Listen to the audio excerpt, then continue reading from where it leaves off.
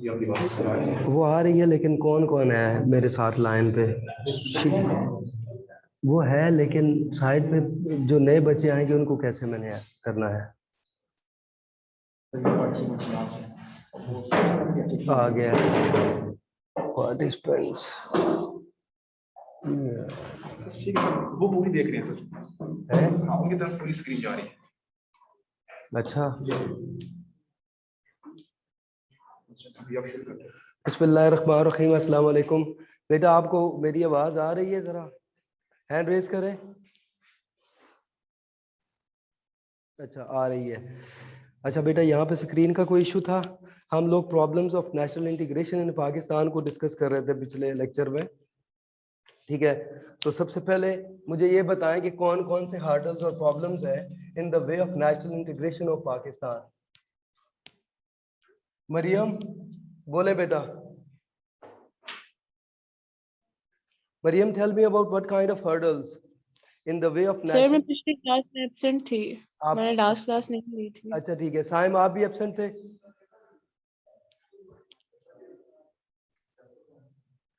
बेटा chapter number 8 है।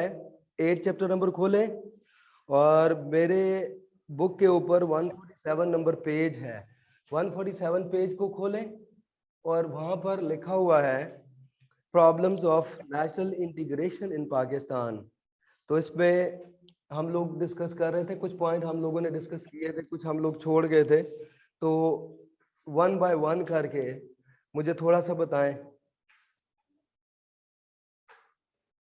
हाँ जी, पाकिस्तान में कौमी यकजहती से मुतल्लिक जो मसाइल हैं वो कौन कौन से हैं, हम लोग इनको डिस्कस कर रहे थे। इसमें सबसे पहला जो पॉइंट हम लोगों ने डिस्कस किया था, प्रॉब्लम्स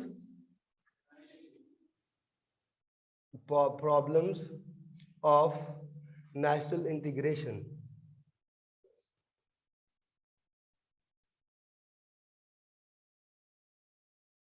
इन पाकिस्तान। पाकिस्तान में कौमी यकजहती से मुतल्लिक जो मसाइल हैं वो कौन कौन से हैं। तो इसमें सबसे पहले हम लोगों ने डिस्कस किया था प्रोविंशियलिज्म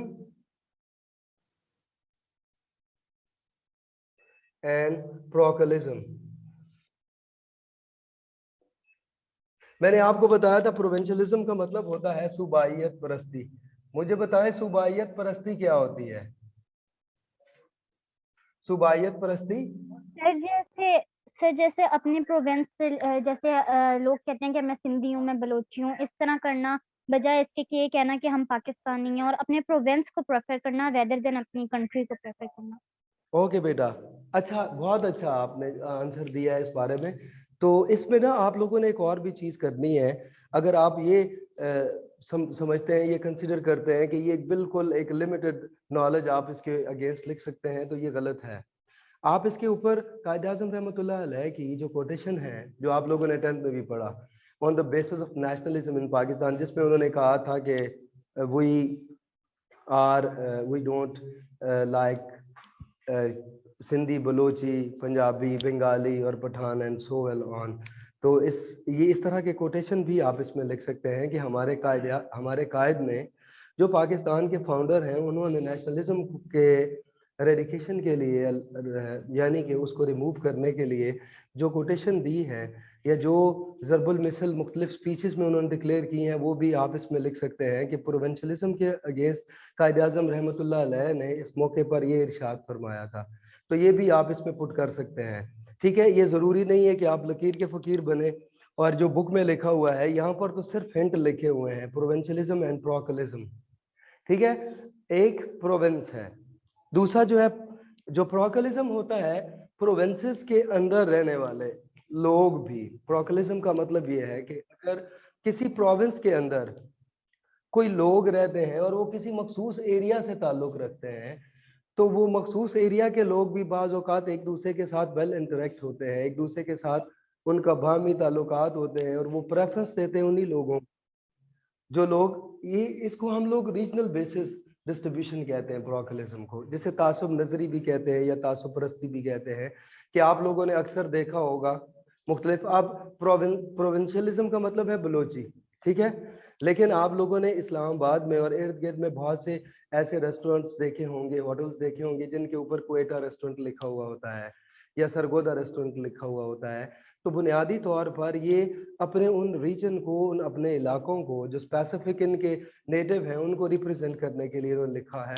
तो इस पे फिर ये प्रेफरेंस ये होती है कि अब क्वेटा रेस्टोरेंट जो है उसमें ये है कि अगर क्वेटा से ताल्लुक रखने वाला कोई भी बंदा आएगा तो एक ये आप ये समझ लें कि ये एक तारुफ होता है कि ये क्वेटा से ताल्लुक है, और जब कोई भी एम्प्लॉय आता है वो ये कहता है, तो उस प्रेफरेंस बेस को ख़त्म करने के लिए जो है वो प्रोकलिज्म का लफ्ज़ इस्तेमाल किया गया है कि आप तासुब नजरी, ये नहीं कि एक होटल है वो किसी स्पेसिफिक एरिया की बुनियाद पर बनाया गया है और उसके ऊपर फिर आप सिर्फ उन्हीं लोगों को ज़्यादा प्रेफरेंस दें या उन्हीं लोगों को ज़्यादा आप कोशिश करके उन्हीं लोगों को रखें, उन्हीं को एंगेज करें जो उस स्पेसिफिक एरिया से बिलोंग करने वाले लोग हैं, बल्कि आप मुख्तलिफ और एरियाज के लोगों को भी फैसिलिटेट कर सकते हैं। इसको प्रोकलिज्म कहते हैं, ठीक है जी।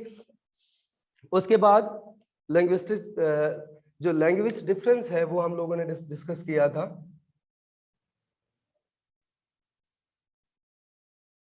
ये दोबारा रिपीटली आप देख लें, तमाम सूबों में मुख्तलिफ ज़बानें बोली जाती हैं, ठीक है, और ये भी एक बहुत बड़ा हर्डल है इन the way of national integration में, क्योंकि हर इलाके में या हर प्रोविंस में रहने वाले लोग जब एक दूसरे की ज़ुबान बोलना जानते होंगे, ठीक है, तो उस बुनियाद पर वो एक दूसरे को ज़्यादा प्रोटोकॉल देते हैं या एक दूसरे के साथ ज़्यादा जो है वो ताल्लुकात रखना पसंद करते हैं। तो ये जो लैंग्वेज डिफरेंसेस है, कल ऐसा हो जैसे बंगाली कहते थे कि बंगाल और उर्दू में, बंगाली और उर्दू में एक फ़र्क आ गया था। कल एक सूबा है जैसे सिंध है, सिंध पाकिस्तान में मैक्सिमम बजट देता है, यानी कि पूरे साल में अगर हम नेशनल इनकम देखें तो सबसे ज़्यादा सिंध से आती है, प्रोविंस सिंध से।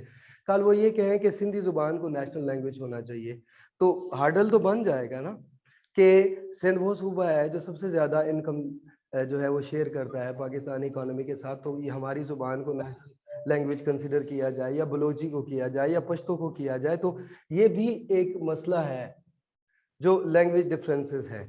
उसके बाद जो है नंबर नेक्स्ट हम लोगों ने लिखा था रेशियल ग्रुप। यहाँ पर रेशियल ग्रुप में बेटा आप ये लिखेंगे, इसको कहते हैं नस्ली ग्रुप।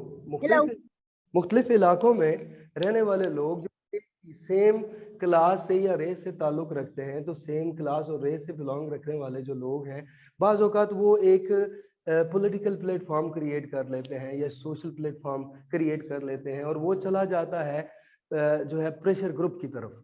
बात समझ आ रही है कि नहीं आ रही? तो ये भी नेशनल इंटीग्रेशन के लिए बहुत बड़ा प्रॉब्लम क्रिएट हो सकता है इस बुनियाद पर भी रेशियल ग्रुप्स के ऊपर। जैसे अगर देखें तो किसी इलाके में अवान फैमिली बहुत ज़्यादा है, तो रेसिस में लोग जब एक दूसरे के साथ जो नस्ली ग्रुप होते हैं या ग्रो होते हैं, वो भी मुल्क की जो इंटीग्रेशन है, मुल्क में जो यकजहती है उसको मतलब उसके लिए प्रॉब्लम क्रिएट हो सकता है इस बुनियाद पर, ठीक है। उसके बाद जो है नंबर नेक्स्ट हम लोगों ने पॉवर्टी को डिस्कस किया था। बहुत शॉर्ट हम लोग आज पढ़ेंगे, लेकिन ये आज टॉपिक हम लोगों ने पूरा करना है। पॉवर्टी कहते हैं गुर्बत को। गुर्बत जो है वो मॉडर्न दौर का भी एक बहुत उभरता हुआ सोशल प्रॉब्लम है जो किसी भी मुल्क में जो है डिसइंटीग्रेशन का बायस बनता है, लोगों में यकजहती खत्म करता है, ठीक है। उसकी वजह यह है कि अगर किसी भी मुल्क के अंदर, ठीक है, इसको आप ये लिखेंगे अनइक्वल डिस्ट्रीब्यूशन ऑफ वेल्थ होता है, तो इससे फिर उभरने वाला मसला ये होता है कि इससे पॉवर्टी कॉज होती है। यानी कि अगर दौलत को चंद हाथों तक ही महदूद रखा जाए तो फिर इससे गुर्बत बढ़ती जाएगी, और गुर्बत जब बढ़ेगी तो डेफिनेटली मुल्क में प्रॉब्लम आएंगे। यानी कि लोगों के ख्यालात, उनकी फीलिंग्स, उनकी शेयरिंग एक दूसरे से मैच नहीं करेंगी। एक इंसान बहुत अच्छा सोचेगा। अब इसी से रिलेटेड जो चीज़ आती है गुर्बत से रिलेटेड, वो आती है इलिटरेसी। इलिटरेसी है, ठीक है, ये भी एक बहुत बड़ा कॉज है। अगर कोई इंसान गरीब होता है, उसके पास इस्तिताअत नहीं होती, वैसे तो एजुकेशन को प्रोवाइड करना, मैंने आपको बताया था कि 37B आर्टिकल है पाकिस्तानी कॉन्स्टिट्यूशन का कि फ्री ऑफ कॉस्ट, जो स्टेट ऑफ पाकिस्तान है वो free of cost education provide करने का जिम्मेदार है पूरे मुल्क में।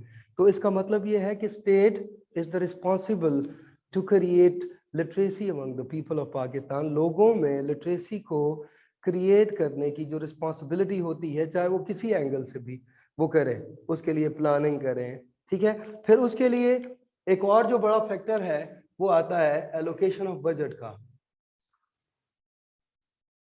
एलोकेशन ऑफ बजट, ठीक है ना। यानी कि बजट का जो इशू आता है वो देखा जाता है कि आया हम लोगों ने लिटरेसी के ऊपर कितना बजट मखसूस किया है, या कितना हमने लिमिटेड बजट लिटरेसी यानी कि तालीम के मद में नेशनल जो बजट पेश किया जाता है हर साल छठे महीने में, हम लोगों ने कितना बजट लिटरेसी में या एजुकेशन के लिए मखसूस किया है। तो मैंने इसमें आपको एक बहुत तवील डिस्कशन की थी हम लोगों ने फेडरलिज्म के बारे में। फेडरलिज्म के बारे में ये हम लोगों ने बार बार रिपीट इसलिए करवा रहा हूँ कि आपको पता चल जाए। देखें, हम लोग जब वी गॉट इंडिपेंडेंस इन 1947, तो उसमें हम लोगों ने ये देखा था कि पाकिस्तान जो आर्मी है, हम लोगों ने ज़्यादा से ज़्यादा उसे स्ट्रेंथ, हमारी सेंट्रल गवर्नमेंट बहुत कमज़ोर हो गई, और सेंट्रल गवर्नमेंट जब कमज़ोर हुई तो आज भी अगर एलोकेशन ऑफ बजट के हवाले से देखें तो डिफेंस में हमारा सबसे ज़्यादा बजट जाता है, क्योंकि हम लोग अपने डिफेंस को स्ट्रॉन्ग करने के लिए गए, और डिफेंस को स्ट्रॉन्ग करने के साथ साथ फिर हम लोगों ने बजट निछावर किया पूरी जिंदगी उनके ऊपर। तो यही वजह है कि बाकी जो हमारे एरियाज थे, जो पोश एरियाज थे, जैसे एजुकेशन थी, मेडिकल था और इंजीनियरिंग वाली फील्ड थी, इसके ऊपर हम लोगों ने उस तरीके से फोकस नहीं किया जिस तरीके से हमें करना चाहिए था। तो यही वजह है कि आज हम डिफेंस में तो बहुत मजबूत हो गए हैं, लेकिन सेंट्रल गवर्नमेंट हमारी जो है, और दूसरा जो एक बहुत बड़ा अलमिया है वो ये है, वो किसी भी मुल्क में हो सकता है, वो ये है कि बाज़ औक़ात जो कॉन्फ्लिक्ट आता है वो सेंट्रल गवर्नमेंट और प्रोविंशियल गवर्नमेंट्स का आता है। सेंट्रल गवर्नमेंट अगर अपने इख्तियारात को, जैसे हम लोगों ने पिछले लेक्चर्स में देखा कि एक फेडरल लिस्ट होती है, कॉन्करेंट लिस्ट होती है, तो अगर फेडरेशन ये कहे कि हम लोगों ने सिर्फ फेडरल लिस्ट के ऊपर रिलाय करना है, हम लोगों ने फेडरल लिस्ट को ही फोकस करना है, उसमें जितने भी सब्जेक्ट्स हैं हम लोगों ने उनको ज़्यादा से ज़्यादा इम्प्रूव करने की कोशिश करनी है, तो फिर तो बात समझ आती है। लेकिन अगर फेडरल गवर्नमेंट प्रोविंशियल गवर्नमेंट के या प्रोविंशियल असेंबलीज के या उनके प्रोजेक्ट में किसी किस्म का इंटरवेंशन करती है, तो उससे भी बहुत ज़्यादा मसाइल क्रिएट होते हैं। तो ये भी एक बहुत बड़ा मसला है जो फेडरलिज्म कॉन्सेप्ट ऑफ गवर्नमेंट है पाकिस्तान में। उसके बाद जो है नंबर नेक्स्ट हम लोगों ने डिस्कस किया था डिक्टेटरशिप।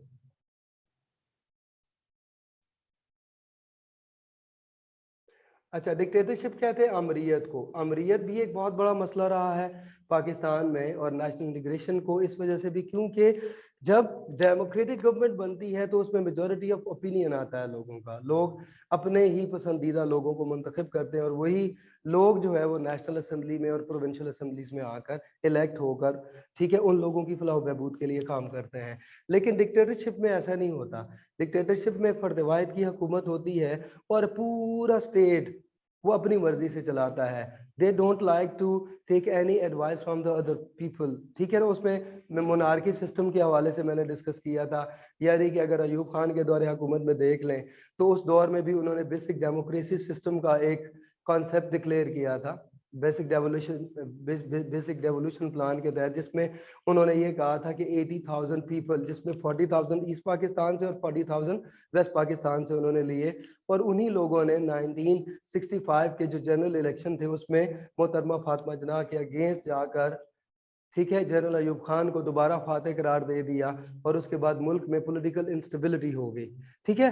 तो ये बहुत बड़ा फैक्टर होता है कि जो डिक्टेटरशिप है उसका इम्पैक्ट जो जाता है वो बहुत नेगेटिव जाता है, ठीक है, टुवर्ड द नेशनल इंटीग्रेशन, क्योंकि इसमें लोगों की राय नहीं होती। लोग उसमें जो है आप देखें कि फिजिकली पार्टिसिपेट नहीं कर सकते, मुल्क में जो भी फैसले हो रहे होते हैं, nothing participation of the other population, सिर्फ एक ही बंदा उसमें फैसले करता रहता है, तो इससे भी मुल्की यकजहती को बहुत बड़ा नुकसान पहुंचता है। उसके बाद नेक्स्ट जो टॉपिक हम लोगों ने डिस्कस किया था वो ब्यूरोक्रेटिक बिहेवियर है। पाकिस्तान में ब्यूरोक्रेसी जो है वो शुरू ही से अफसरशाही का दौर रहा है, तो ब्यूरोक्रेटिक बिहेवियर ये रहा, हम लोग अगर पिछले 50-60 साल देखें तो आप लोग ऑब्जर्व करेंगे कि हमारे जितने भी ऑलरेडी डेवलप एरियाज हैं उन्हीं के लिए बजट मखसूस किया गया, उन्हीं में डेवलपमेंटल प्रोजेक्ट शुरू किए गए। यानी कि अगर लाहौर है उसमें बहुत सी यूनिवर्सिटीज हैं, उसमें बहुत से कॉलेजेस हैं, तो वहीं पर ही कॉलेजेस को ज़्यादा अहमियत दी गई, इंपॉर्टेंस दी गई, बजाय इसके कि हम लोग बैकवर्ड एरियाज में जाकर, यानी कि अगर लिया आप देख लें तो लिया एक शहर है, उसके जितने भी ट्राइबल एरियाज हैं चक की शक्ल में है। इसी तरह सरगोदा है, तो अब हम लोग देख रहे हैं कि वेस्टर्न पंजाब है या सेंट्रल पंजाब है, उसको हम लोगों ने अलग किया है। तो इस तरह अलग अलग सिटी डिस्ट्रिक्ट में जब आप किसी भी सिटी को डिवाइड करते हैं तो हमें ये एक बहुत एडवांटेज इस बात का मिलता है यहाँ पर आके कि हम लोग जितने भी इदारे हैं लोकल लेवल पर हम लोग उनको ज़्यादा से ज़्यादा इंक्रीज करने की कोशिश करें, क्योंकि जहाँ पर ऑलरेडी आपके बहुत से इंस्टीट्यूशन काम कर रहे हैं, बहुत से इदारे काम कर रहे हैं, वहाँ पर तो ज़रूरत ही नहीं है इस चीज़ की कि उनको वेल फर्निश किया जाए या उनको और ज़्यादा से ज़्यादा बेहतर बनाया जाए। वो मौजूद हैं, वो अपने साथ साथ डेवलप कर रहे हैं अपने आप को, बल्कि हमें ज़रूरत इस बात की है कि हम लोग मज़ीद नए इदारे खोलने की कोशिश करें ताकि वहाँ पर उन लोगों को भी तालीम के जेवर से रास्ता किया जा सके। Why the literacy rate of Pakistan is lower than the Bengali जो लिटरेसी रेट है उससे पाकिस्तानी लिटरेसी रेट क्यों कम है? क्योंकि उन लोगों ने अपने जितने भी ट्राइबल या पोश एरियाज थे उन लोगों को फैसिलिटेट किया। और यहाँ पर पाकिस्तान में ऑब्जेक्टिव रेजोल्यूशन में ये कहा गया कि हम लोग अंडर डेवलप इलाकों को डेवलप करेंगे, लेकिन उस पर आज दिन तक कोई काम नहीं हो सका। तो जो इंसान अपने फंडामेंटल राइट्स को ही नहीं दे सकते, तो फिर इससे मुल्क में जो है वो इंटीग्रेशन पैदा नहीं कर पाते हम लोग। जिस तरीके से हमारे मुल्क में अगर हम लोग कौमी यकजहती बेस्ड जो है वो एक नेशन को मेंटेन करते, बना लेते, हम अपने मसाइल को समझते, सिंध ये कहता कि पंजाब के प्रोविंसेस में ये इशू चल रहे हैं, पंजाब ये कहता सिंध के तो एक यूनिटी के साथ अगर हम लोग काम करते, जो सूबा डिजर्व करता है कि उसमें ये काम होने चाहिए और वक्त के लिहाज से वो बेहतर है, तो मेरे ख्याल में इससे बहुत ज़्यादा प्रॉब्लम सॉल्व हो सकते हैं और इसमें एक नेशनल यूनिटी भी आ जाएगी। हम लोगों में जो पावर ऑफ सेक्रीफाइस है वो हमारे अंदर डेवलप होगी, पावर ऑफ डिटर्मिनेशन हमारे अंदर डेवलप होगी, और सबसे जो बड़ी बात यह है वो लोगों के दरमियान जो है वो मोहब्बत और भाईचारे का जो रिश्ता है जो हम लोगों ने शुरू ही से डेवलप करने की हम लोग कोशिश कर रहे थे, वो बहुत जल्दी हम देखेंगे कि लोग जो है वो किस हद तक इसको अडॉप्ट कर लेते हैं। फिर उसके बाद जो है नेक्स्ट हम लोगों ने फ्यूडलिज्म पढ़ा था। फ्यूडलिज्म जो है कहते हैं जागीरदाराना निजाम, ठीक है जी, फ्यूडल सिस्टम या जागीरदाराना निजाम। मैंने आपको बताया था कि इंडिपेंडेंस ऑफ पाकिस्तान के बाद हमारे मुल्क की जो दौलत और प्रॉपर्टीज थी वो सिर्फ 20 से 30 खानदानों में डिस्ट्रीब्यूट हुई थी। तो उसकी वजह से हमारे मुल्क में शुरू ही से फ्यूडल इम्पैक्ट्स मौजूद हैं। ये इसको फ्यूडलिज्म भी आप कह सकते हैं और इसको प्रेशर ग्रुप भी कह सकते हैं, ठीक है। फ्यूडलिज्म भी है और ये एक प्रेशर ग्रुप है पाकिस्तान में, इसको आप प्रेशर ग्रुप के साथ भी अफिलिएट कर सकते हैं, क्योंकि ये वही लोग हैं फ्यूडल्स जो इलेक्शन के दौरान पॉलिटिशियन को फाइनेंशियल सपोर्ट करते हैं, उनको फाइनेंशियल फंड्स प्रोवाइड करते हैं, और जब वो इलेक्शन कंप्लीट हो जाता है तो फिर अपने बहुत से मसाइल उनसे सॉल्व करवाने की कोशिश करते हैं, जिससे मुल्क में वो लोग जो डिजर्व करते हैं उनको उनके हकूक नहीं दिए जाते, बल्कि उन लोगों को दे दिए जाते हैं जो लोग ऑलरेडी बहुत ज़्यादा वेल्दी पर्सनालिटीज़ हैं या फैमिलीज़ हैं पाकिस्तान की। तो यही वजह है कि आप अगर पिछले 60 से 70 सालों का एक फीडबैक लें तो आप लोगों को ये बात बहुत वाज़े तौर पे नज़र आएगी कि इसमें जो अमीर तबका है वो दिन ब दिन अमीर होता चला गया और गरीब जो थे वो ज़्यादा से ज़्यादा बैकवर्ड होते, because they have no facilities during to 70 to 60 to 70 years previous. अगर हम लोग इसका एक फीडबैक लें तो हमें इस बात का अंदाज़ा वाज़े तौर पे हो जाएगा कि उस तरीके से वेल डेवलप नहीं हो सकी हमारी इकोनॉमी भी और हमारी लोअर क्लास भी जिस तरीके से उनको होना चाहिए था। और किसी भी मुल्क की तरक्की के लिए जरूरी ये नहीं होता कि आपके मुल्क में अगर 20-30 खानदान ये है या आपके मुल्क की आधी पॉपुलेशन जो है अगर वो बहुत ज्यादा वेल डेवलप है या इकोनॉमिकली बहुत ज्यादा स्ट्रांग है तो तब आपका मुल्क जो है इंटरनेशनल लेवल पे जाके बहुत अच्छा होगा, बहुत अमीर मुल्क कहलाएगा। ऐसा नहीं होता, बल्कि बहुत अमीर मुल्क वो होते हैं जो अपने लोगों को ज्यादा से ज्यादा फैसिलिटेट करते हैं बेटा। और फैसिलिटेट करने के साथ साथ उनमें फिर ये होता है कि पर कैपिटा इनकम को भी एक बहुत बड़ी अहमियत हासिल है कि अगर किसी मुल्क में पर कैपिटा इनकम बहुत ज्यादा है, जैसे मैंने आपको एग्जांपल दी थी कि आज से पहले जापान, ठीक है, occupy the first position, the top position in all over the world on the basis of per capita income. Per capita income के लिहाज से देखा जाए तो जापान दुनिया में सबसे ऊपर खड़ा हुआ था, लेकिन पिछले 10 से 12 सालों में चाइना ने उसकी पोजीशन को जो है वो खत्म कर दिया और China become the top position on the base of per capita income. China जो है वो पर कैपिटा इनकम की बुनियाद पर सबसे ऊपर चला गया। तो जब तक आप अपनी पर कैपिटा इनकम को, पर कैपिटा इनकम में फिर कैटेगरीज बिल्कुल एक सीक्वेंस आ जाता है, कोई अमीर नहीं है कोई गरीब नहीं है, एक जैसी सबकी इनकम है लोग, और मुल्क के लिए वो लोग बहुत सिंसियर लोग हैं, ठीक है। तो नेशनल इंटीग्रेशन यही होती है। अब चाइना देखिए आबादी के लिहाज से दुनिया का सबसे बड़ा मुल्क है, लेकिन उसमें इंटीग्रेशन है, कौमी यकजहती है और उसी की बुनियाद पर वो तरक्की कर रहे हैं। उन लोगों में इतफाक है, ठीक है, वो लोग जो है वो क्लास और क्रीड्स में नहीं बटे हुए, ठीक है। और एक और बहुत बड़ा जो इम्पैक्ट है तो बहुत क्रीड और क्लास सिस्टम, हमारे मुल्क में जो फिरका वारियत का एक बहुत बड़ा रुझान है, उसकी वजह से भी हमारे मुल्क में जो कौमी यकजहती है उसको बहुत ज्यादा नुकसान होता है जब लोग क्लासेस में बढ़ जाते हैं। यानी अगर आप देखें तो योम अशूर और जो ईद मिलाद नबी है, इनके फेस्टिवल्स में लोग एक दूसरे के साथ जो है वो कंपटीशन में चले जाते हैं। इसी तरह देवबंद, हमारे फिरके जो है वो बनते जा रहे हैं मुख्तलिफ मौजूआत पर, मुख्तलिफ जो है वो कॉन्सेप्शन की बुनियाद पर फिरके बनते जा रहे हैं। तो जब फिरका वारियत प्रमोट होती है किसी भी मुल्क में तो वो भी नेशनल इंटीग्रेशन के लिए बहुत बड़ा प्रॉब्लम होता है। बात समझ आ रही है कि नहीं आ रही, कोई बोलेगा? Yes sir. सर आ रही है समझ। अच्छा बेटा, उसके लिए उसके बाद मैंने negative role of social media, ये मैंने भी डिस्कस किया था पिछले लेक्चर में। तो tell me what is the role of social media, ठीक है, नेशनल इंटीग्रेशन के लिए।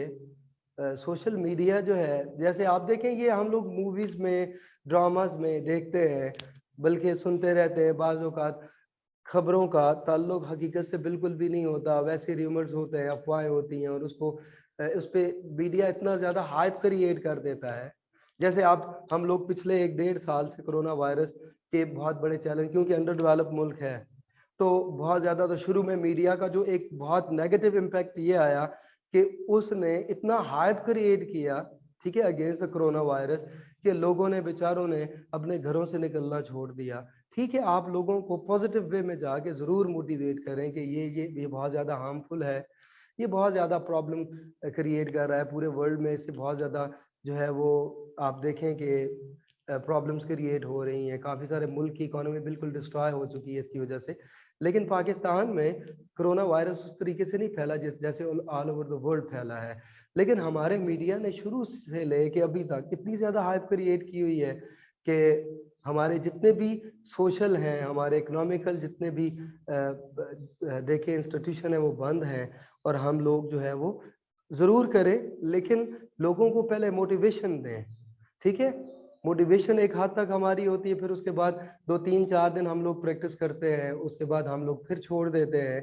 तो इस पर स्ट्रिक्ट लेजिस्लेशन मेरे ख्याल में अगर की जाए तो ये बहुत अच्छा है। जैसे गाड़ियों में, बसेस वगैरह पर, जहाँ पर क्राउडेड जगह है वहाँ पर बसेस जो है वो फैसिलिटेट करें अपने लोगों को, ज़्यादा से ज़्यादा कोशिश करें कि उनको फैसिलिटेट करें। अगर उनको फैसिलिटेट करेंगे, हम लोग एक सोशल गैप रखेंगे लोगों के दरमियान, तो मेरे ख्याल में इस मसले से निपटा जा सकता है।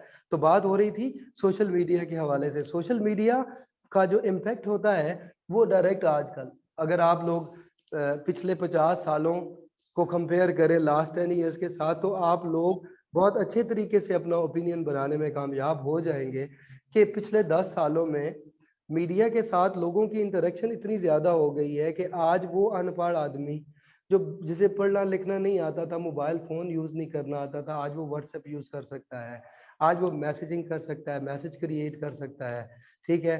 वहां से उसको जो इन्फॉर्मेशन मिलती है उससे वो अपनी सोशल लाइफ को ज्यादा से ज्यादा बेहतर करने की कोशिश कर रहा है। तो अगर हम लोग पॉजिटिवली इसको यूटिलाइज करें मीडिया को, ठीक है, toward the national integration, तो फिर इससे भी बहुत ज्यादा, बजाय इसके कि हम लोग छोटे से, अब देखें कि एक मैं आपको एक एग्जांपल दे रहा हूँ, जैसे 1996 में इंडिया में एक मूवी बनी, ठीक है, बॉर्डर। अब बॉर्डर मूवी जब बनी थी तो मीडिया ने इतना हाइप क्रिएट किया लोगों में कि उन्होंने आकर 1998 में एटॉमिक ब्लास्ट दोबारा कर दिया। हालांकि इंडिया तो ऑलरेडी अगर देखा जाए तो इंडिया जो है वो एटॉमिक पावर था, दोबारा उनको पावर शो करने की जरूरत नहीं थी। लेकिन 1998 में तो बाज़ औक़ात मीडिया इतना नेगेटिव रोल प्ले करता है कि जिससे जो पॉपुलेशन है, बजाय उनको मोटिवेट करने के उनको डिस्करेज किया जाता है, उनका ओपिनियन नहीं लिया जाता। तो फिर इससे मुल्क में अफरा तफरी फैल जाती है, मुल्क में पॉलिटिकल इंस्टेबिलिटी आती है, सोशल इंस्टेबिलिटी आती है, इकोनॉमिकल आती है। तो इस वजह से फिर क्या होता है, ये सारा फिर फाइनेंशियल और सोशल जो बर्डन है वो एक स्टेट के ऊपर पड़ता है, क्योंकि गवर्नमेंट ने तो रहना होता है 4 से 5 साल के लिए, लेकिन स्टेट तो जब तक ताहयात साथ है, तो उस पर जो नेगेटिव जाते हैं इम्पैक्ट्स, वो फिर स्टेट पूरी जिंदगी उसको फेस करता रहता है। उसके बाद जो है ignorance of the religious and moral values.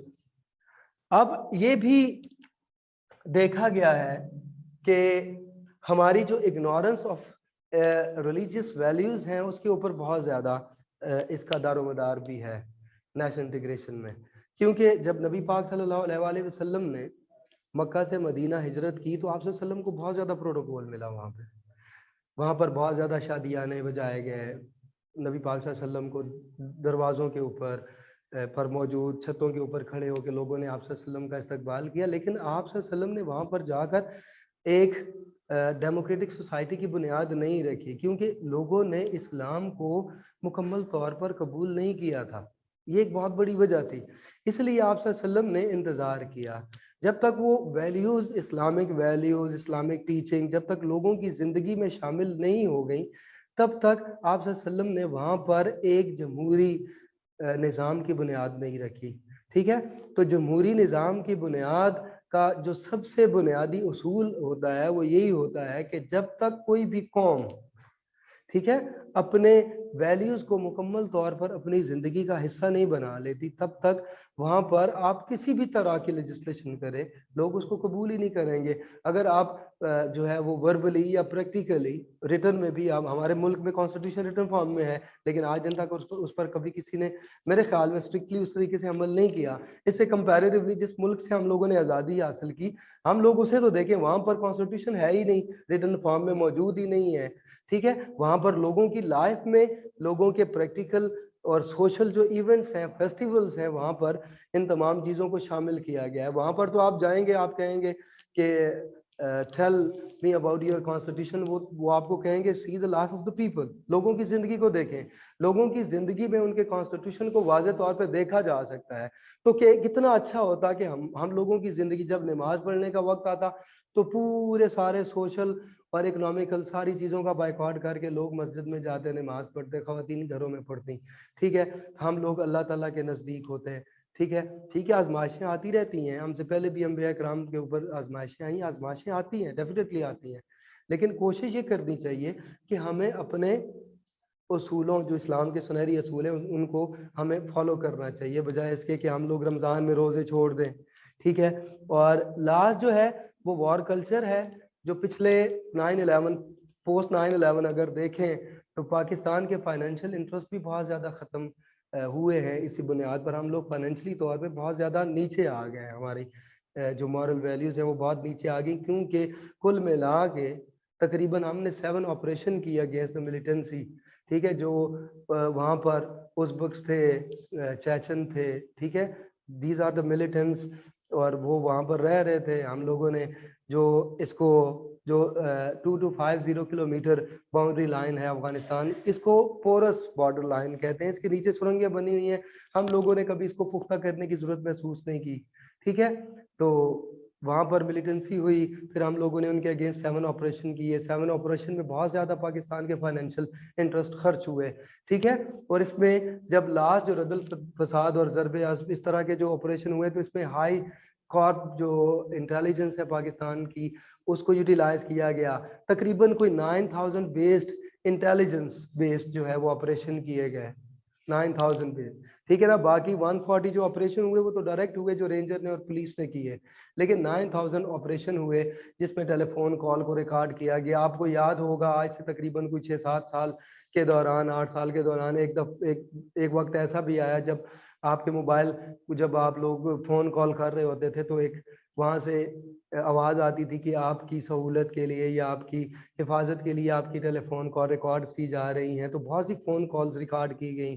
फिर उसके बाद जो है वो उन्हीं रिकॉर्डिंग बेस पर ऑपरेशन किए गए। ये 9000 अप्रॉक्सीमेट ऑपरेशन हुए थे इंटेलिजेंस की तरफ से, जिससे हमारे मुल्क में जो सुसाइड बम्बिंग हो रही थी, सुसाइड बम ब्लास्टिंग हो रही थी, उसमें 40% कमी वाक़या हुई, ठीक है ना। ये भी आप लोग याद रखें। तो वॉर और टेरर का यहाँ पर कल्चर होगा, वहाँ पर डेफिनेटली ना तो इन्वेस्टर आएगा, ठीक है, ना इन्वेस्टर आएगा, ना डेवलपमेंटल कोई प्रोजेक्ट शुरू होगा। तो ये इसके लिए सोशल पॉलिटिकल स्टेबिलिटी होना, इस्तेहकाम होना बहुत ज़रूरी होता है। तो बेटा टाइम ख़त्म हो गया है। अगर आपने इस बारे में कुछ पूछना है, रनिंग आउट ऑफ टाइम का मैसेज भी आ गया, तो आपको अगर कोई भी चीज़ पूछनी है इसके हवाले से पूछ लें। कल हम लोग इंशाल्लाह रेमिडियल्स पढ़ेंगे, Myers, Mayar and are role, ठीक है, against the national integration and prosperity. वो कल उसमें हम लोगों ने 1-2 पॉइंट डिस्कस करने हैं। कल तो शायद छुट्टी होगी 23 मार्च की, तो परसों इंशाल्लाह हम लोग उनको डिस्कस करेंगे। एनी क्वेश्चन वकार अयूब?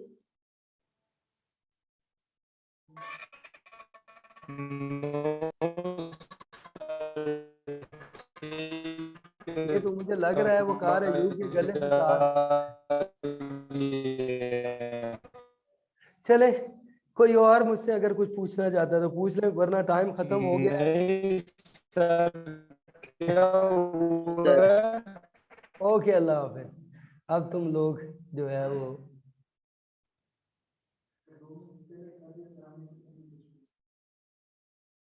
चलो खैर है यार, यहाँ पर इन्होंने अब बेगैरतियाँ शुरू कर दी थी, क्या करें, मजबूरी थी। वो गिटार बजा रहा था चाचे वाली। हमारी आवाज अभी भी आ रही है।